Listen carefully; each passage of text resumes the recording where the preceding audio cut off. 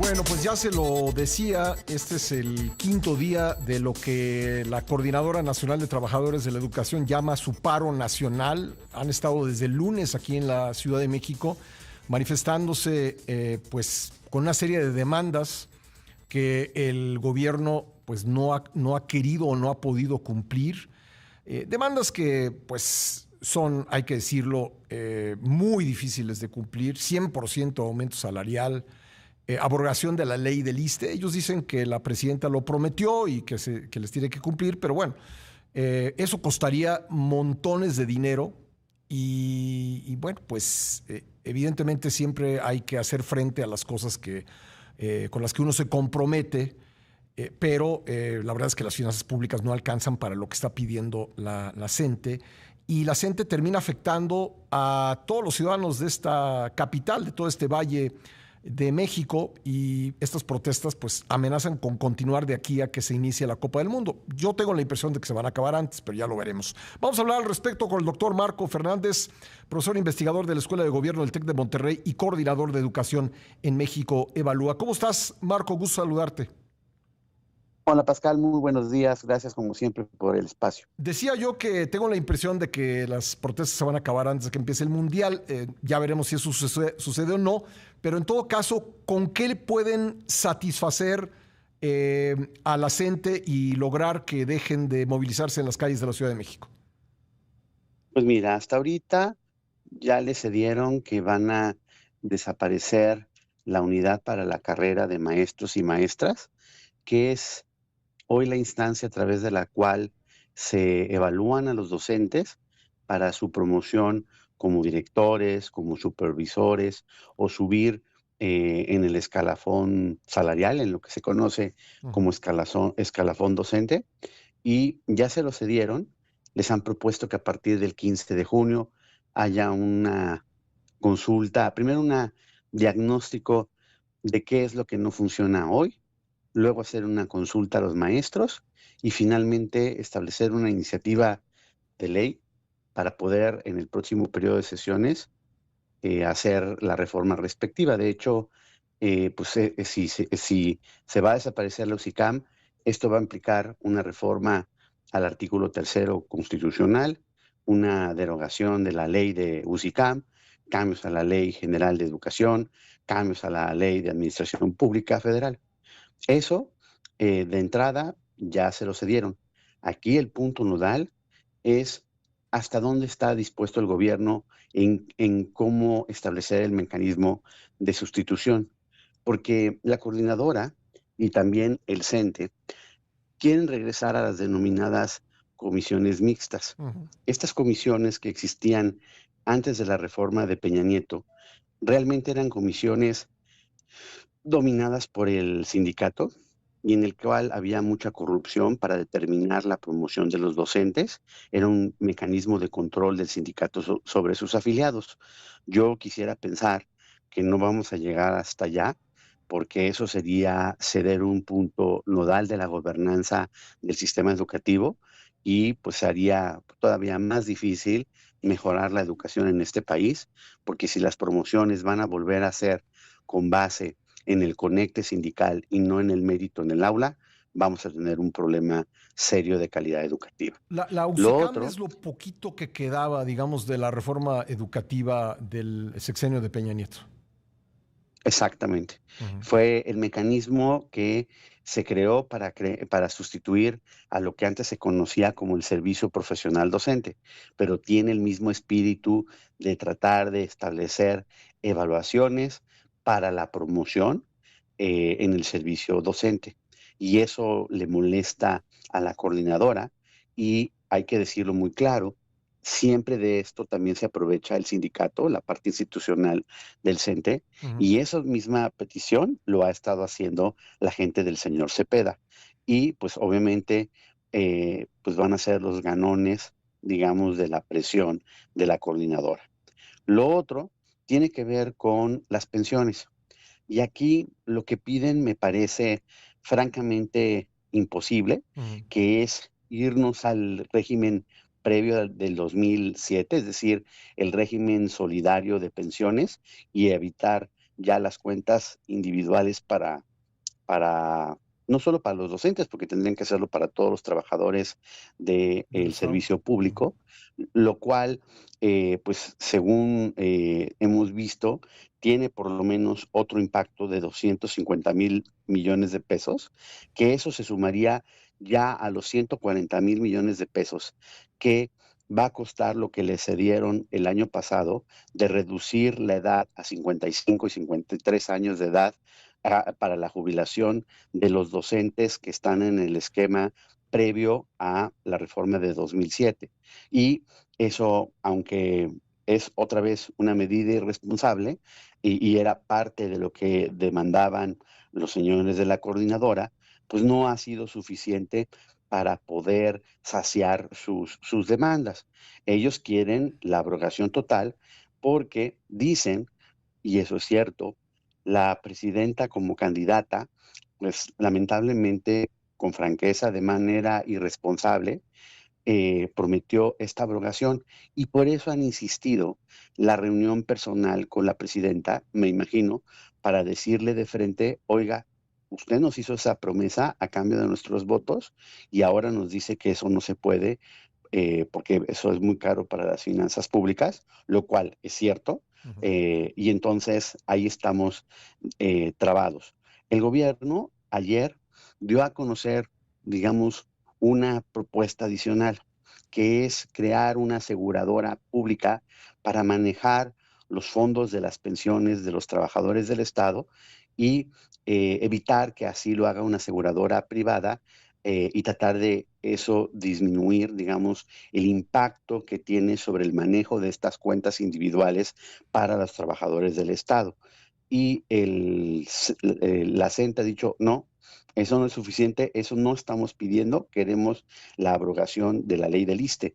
Ya ha dicho el liderazgo de la coordinadora que además de los bloqueos que se prevén el día de hoy en reforma, que van a tratar de usar el fin de semana para recargar pilas e incrementar, digamos, el costo en los primeros días de la próxima semana para tratar de ver, pues como lo han hecho en el pasado, Pascal, que al final llegan al límite y a billetazos terminan resolviendo Esa es la impresión esta que yo estrategia tengo. de chantaje. Es la impresión que yo tengo, que no van a llegar hasta el día del Mundial, porque pues este es un ciclo que hacen a cada rato. Pero déjame hacer una pausa, perdóname Marco, es obligada, y regreso enseguida para que platiquemos más.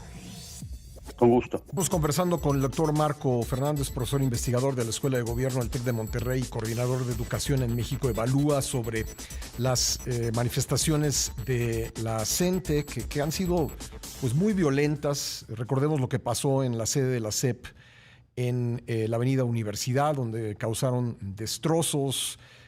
También pues la destrucción de las esculturas alusivas al Mundial de Fútbol y pues toda la afectación vial aquí en la Ciudad de México, con un gobierno que pues con el pretexto de que no es represor, pues los ha dejado hacer y deshacer. Marco, no sé si tú tienes también esa impresión de que por muy enredado que está todo en estos momentos, justo antes de la inauguración del Mundial, pues esto de alguna manera se va a acabar. Temo que se va a acabar con el viejo estilo, comprando una paz momentánea, una paz pírrica, a partir de conceder dinero extraordinario. Así, ¿te acuerdas que el año pasado, cuando estaban manifestaciones, de repente cuando se terminaron fue porque por un lado redujeron la edad de retiro, y insisto, eso va a costar 140,000 millones de pesos, pero además le dieron dinero adicional a la sección 22, y cuando eso se supo, el gobierno federal trató de desmentirlo, pero pues el dinero sí se los dieron. Se regularizaron plazas, es decir, en pocas palabras es el eufemismo para decir dimos plazas a la sección 7 de Chiapas.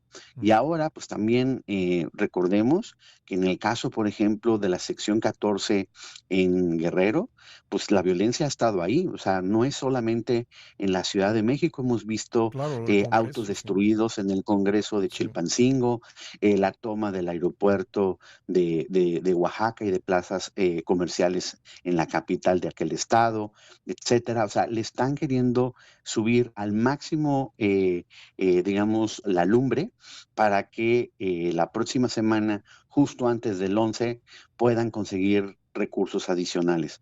Insisto, hay una parte que es muy preocupante porque, por ejemplo, esto de la UCICAM, el diablo va a estar en los detalles. Y si regresamos a estos mecanismos de comisiones mixtas, ya se fregó aún más la educación en nuestro país, porque eso sería va a brindar nuevamente un mecanismo de control muy férreo del sindicato, no solo de la coordinadora, sobre sus agremiados. Y ahí está, o sea, la propia presidenta, eso es lo que me preocupa. Hay como una contradicción. La presidenta dice, se va a desaparecer la UCICAM, pero acordémonos que en el pasado las comisiones mixtas generaron corrupción. Ujú. O sea, ya le acercaron la información de cómo operaba ese mecanismo. Quiero pensar que está consciente que lo que van a sustituir por más consulta democrática, eufemística que digan que van a hacer entre los docentes, sí garantice que sean mecanismos de excelencia y no de conecte sindical, lo que permita la promoción de los docentes, o si se termina cediendo malamente lo otro, va a ser muy difícil poder mejorar la calidad de la educación, porque será, digamos, desincentivar a los buenos maestros y permitirles el acoso por parte de su organización sindical. En medio de todo esto, Marco, queda la pregunta, ¿y los niños, y los alumnos, y la educación? Porque aquí solo se discute prerrogativas de maestros, aumentos salariales, manejo de las decisiones para quién es maestro o quién es promovido, pero pues de educación no hay nada, ni siquiera escucho a la gente Exactamente. en ningún momento pues hablar del plan de estudios o hablar de cualquier cosa relacionada con la educación. No hay ninguna exigencia de, oigan, necesitamos mejorar, por ejemplo, los cursos que nos dan para capacitarnos, Sí. darnos más presupuesto para eso, para tener un mejor desempeño en el Mejorar las aula. escuelas, ¿no? Tan no es importa, Sí, tan no importa sí. que ni siquiera la Secretaría de Educación Pública ha querido dar el número de alumnos que ahorita se han quedado sin clases en los diferentes estados, Ujú. en donde sus maestros están en las calles. O ¿Cuántos sea, de son ese tamaño es la aproximadamente? omisión. Tú que eres Pues especialista, ¿cuántos son? Pues más, yo calculo que debe ser más de 1,5 millones, Ujú. porque simplemente en Oaxaca prácticamente todas las escuelas preescolares, primarias y secundarias no tienen clases.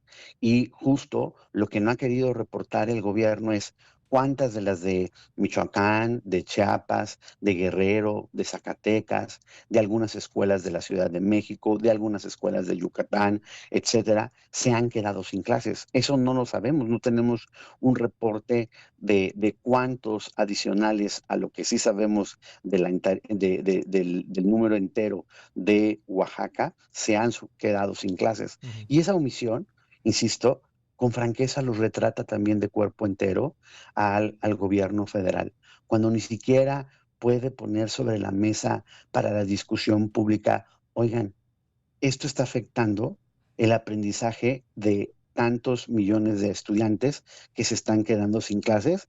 Si ni siquiera eso quieren rendir cuentas, Ujú. pues creo que ahí está cuánta importancia le dan al derecho a aprender en nuestro país. Sí, la 9 es de aquí de la capital, ¿verdad? Sí, la 9 es de de Y la entonces, Ciudad ¿en de la Ciudad de México México. también hay escuelas cerradas en estos días? Hay algunas escuelas, Sí. son la minoría, Ujú. que están cerradas. Están, insisto, también las de Zacatecas, no Sí. sabemos cuántas. Guerrero, tampoco sabemos cuántas. En Yucatán incluso ha habido manifestaciones en frente del Palacio de Gobierno desconozco cuántas escuelas de Yucatán se han quedado sin clases. Algo mínimo que tendría que informar la autoridad para dimensionar la afectación a los estudiantes de estas protestas que además, como bien dices tú, ya sabemos el caminito. Llevamos 40 años de una estrategia muy clara, que es usar las calles, utilizar la violencia, luego autovictimizarse diciendo que la autoridad los está reprimiendo y sacar en el camino rentas al gobierno en turno. Lo novedoso, Pascal, es que ahora le toca a la cuarta sufrir en carne propia lo que celebró cuando oposición que le hacía la coordinadora al gobierno de Peña Nieto.